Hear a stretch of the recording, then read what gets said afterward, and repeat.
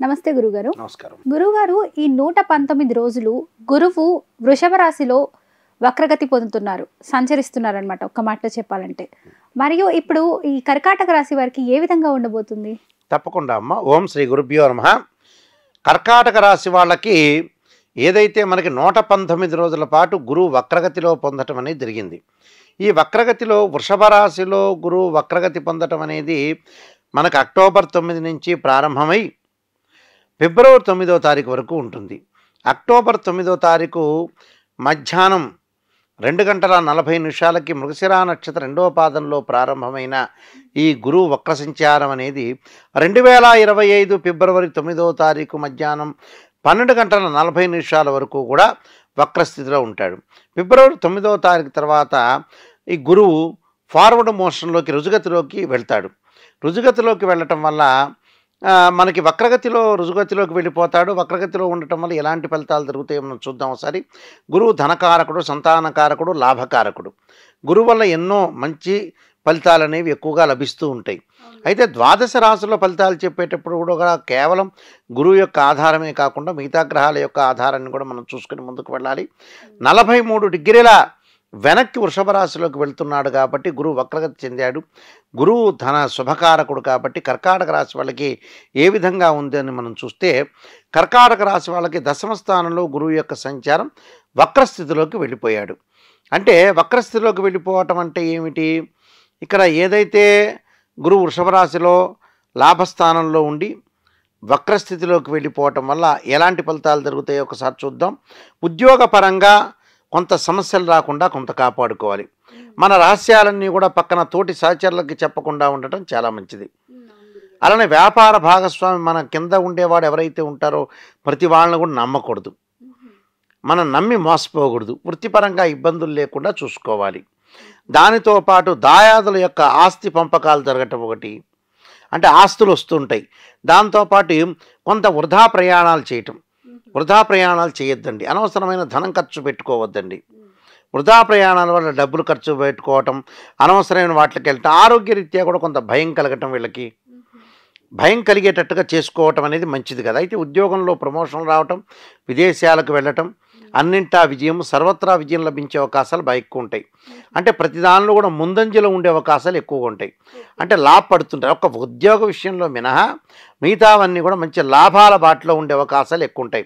Court వ్యవహారాలు వీళ్ళకి ఫేవరబుల్గా రావటం, శత్రువులు కూడా కొంతమంది మిత్రులు కావటం, సరికొత్త వ్యాపారాలకి ముందుకు వెళ్ళటం, న్యూ బిజినెస్ అనేవి స్టార్ట్ చేయటం, అవన్నీ కూడా విస్తరణ చేయటం, విస్తరణతో పాటు అన్నదమ్ములతో అక్క చెల్లెలతో అనుకూలంగా ఉండటం, ప్రతి పని కూడా విజయం సాధించే అవకాశాలు ఎక్కువ ఉంటాయి.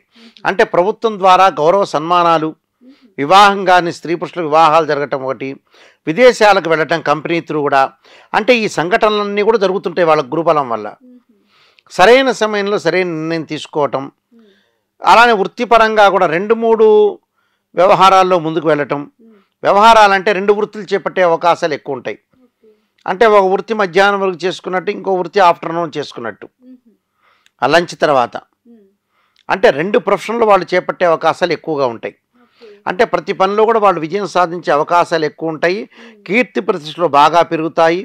తలపెట్టిన కార్యక్రమం ప్రతి పని కూడా అనుకూలిస్తూ ఉంటుంది వాళ్ళకి.